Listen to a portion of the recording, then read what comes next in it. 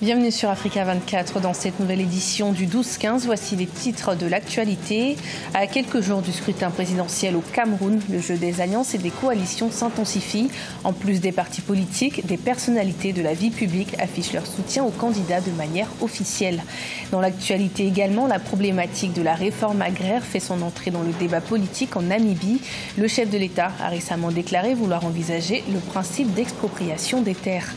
Et puis, la zone UEMOA pourrait enregistrer un taux de croissance de 6,8% pour l'exercice 2018, une hausse portée notamment par les secteurs des télécommunications, du tourisme et de l'hôtellerie. Mais tout d'abord, le mandat de la mission de l'ONU dans le Sahara occidental pourrait être prolongé pour une année supplémentaire. C'est ce qu'a recommandé le secrétaire général de l'institution, Antonio Guterres, à l'occasion du Conseil de sécurité de l'ONU. Le mandat irait donc jusqu'au 31 octobre 2019 et permettrait, selon le dirigeant, de donner à l'émissaire l'espace et le temps nécessaires à la création de conditions permettant l'avancée des négociations. Plus que 3 jours avant l'élection présidentielle au Cameroun, alors que la campagne bat son plein dans le pays, les alliances et les coalitions des partis se poursuivent. En plus des acteurs politiques, des personnalités publiques ont aussi affiché leur soutien aux candidats, à l'instar de l'international Samuel Eto'o. Corinne Kamseux, notre correspondante au Cameroun, revient sur l'évolution de la campagne présidentielle. La question de la coalition dans le cadre de la présidentielle camerounaise est en effet au cœur des stratégies de campagne des différents acteurs politiques. Certains candidats bénéficient déjà de cet atout majeur. C'est le cas du président Paul Biya du RDPC. Il a le soutien du J20, une plateforme constituée de plusieurs partis politiques avec des leaders tels que Jean de Dieu Momo du PADEC ou encore le mouvement progressiste de Jean-Jacques Ekindi. On ne saurait occulter la prise de position en faveur du RDPC d'une faction de l'UPC conduite par le député Bapou Lipot. L'autre faction de l'UPC, représentée par Issa Abiba, s'est prononcée pour le candidat Akere Mouna du Front populaire pour le développement. Ce candidat a aussi le soutien d'Alice Sadio de la Nouvelle République. Autour du candidat Maurice Kamto du MRC s'est formée une coalition de quelques partis politiques, dont le MPCN de l'ancien maire Paul Erikinge et la faction UPC de la région de l'Ouest. On peut également évoquer le soutien apporté par des personnalités publiques du sport, de la culture, entre autres. Le footballeur Samuel Eto'o s'est positionné en faveur du candidat Paul Biya. Le chanteur Valsero, le cinéaste Jean-Pierre Bokolo, l'activiste Essama ou encore l'ancien conseiller à la présidence de la République Christian Penda Ekoka se mobilisent autour du MRC de Maurice Kamto.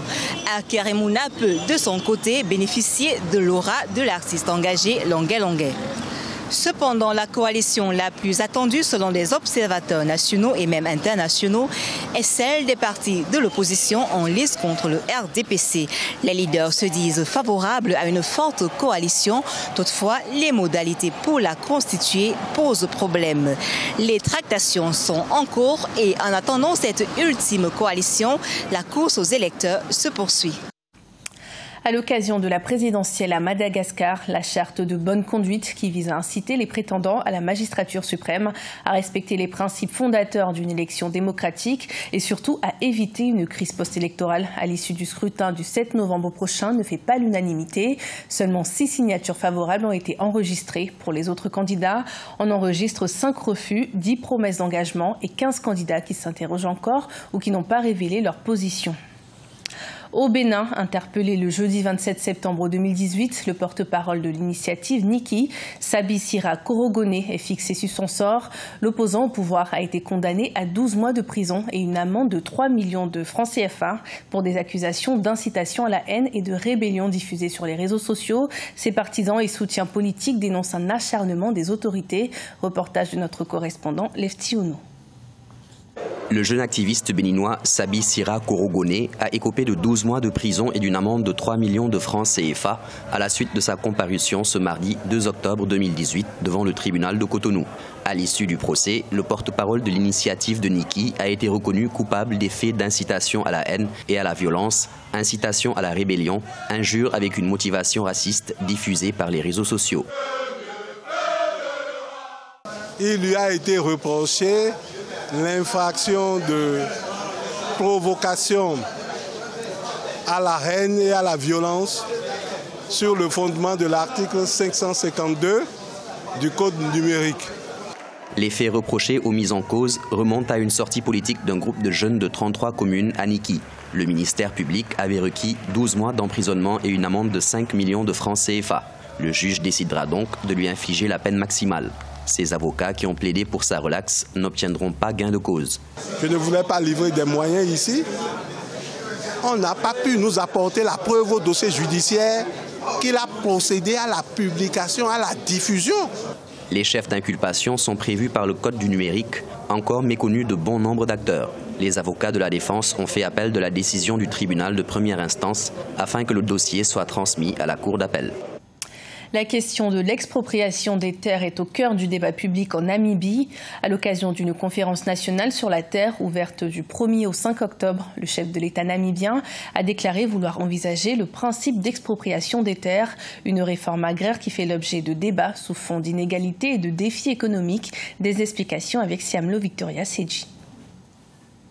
Le gouvernement namibien veut introduire une nouvelle réforme agraire. L'exécutif envisage la mise en œuvre d'un plan d'expropriation et de redistribution des terres. Malgré une politique de transfert des terres sur la base du volontariat engagé par l'État, plus des 2/3 des terres agricoles sont toujours détenues par la minorité blanche, soit 8% de la population. Nous sommes tous d'accord. Le rythme actuel de la réforme foncière n'est pas satisfaisant. Une situation où la croissance économique et la prospérité ne sont pas partagées n'est pas soutenable. Le président Hage Geingob s'est prononcé sur la question lors de la conférence nationale sur la terre qui se tient du 1er au 5 octobre 2018. Ancienne colonie allemande, la Namibie était aussi administrée par l'Afrique du Sud sous l'apartheid jusqu'à son indépendance en 1990. Aujourd'hui, des chefs traditionnels exigent un transfert systématique des terres ancestrales à leurs descendants. Le Black Empowerment que le gouvernement namibien est en train de mettre en place se heurte à un problème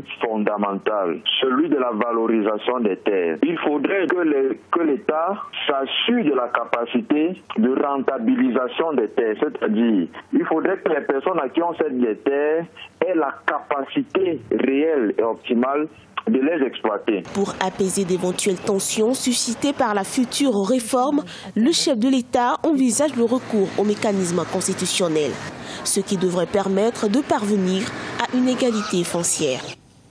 La zone UEMOA a connu une légère évolution de son taux de croissance du PIB réel avec 6,5% en glissement annuel au deuxième trimestre. Celui-ci pourrait atteindre 6,8% sur l'ensemble de l'exercice 2018, soit une hausse de 1% comparée à 2017. Les télécommunications, le tourisme et l'hôtellerie ont considérablement contribué à ce bond. Des précisions avec Marcel Farba-Maroun. D'après le Conseil des ministres de l'UEMOA, Union économique et monétaire ouest-africaine, tenu ce lundi, le taux de croissance du produit intérieur brut réel de la zone est à 6,5% en glissement annuel au deuxième trimestre 2018. Pour l'ensemble de l'exercice 2018, un taux de 6,8% est attendu, constituant une hausse d'1 point de pourcentage par rapport à 2017. Nous devons tout faire pour que, même si on s'endette, le plus important, c'est que ça aille dans les secteurs productifs, les secteurs d'infrastructure, les secteurs d'énergie, les secteurs d'eau, etc., qui sont les sous-bassements de la croissance. Ce taux de croissance a été porté par les services de télécommunications, du tourisme et de l'hôtellerie, ainsi qu'à l'essor des activités des bâtiments et travaux publics. Ne figurant donc pas parmi les secteurs les plus porteurs, l'agriculture a cependant contribué à la décélération de l'inflation qui est ressortie à 0,7% au deuxième trimestre 2018, après 0,9% au premier trimestre, grâce notamment à un approvisionnement satisfaisant des marchés en produits céréaliers et en tubercules. Il faut certes une bonne pluviométrie, mais il faut aussi que l'agriculture soit financée et que la transformation des produits agricoles soit soutenue par le système bancaire. Par ailleurs, l'on note une atténuation du déficit budgétaire, tandis que les transactions courantes avec l'extérieur se solderaient par un déficit de 7% du PIB en 2018 contre 7,2% enregistré en 2017. Ce journal a été préparé par l'ensemble de la rédaction. Merci de votre fidélité. Retrouvez dans un instant une nouvelle édition de l'information sur Africa 24.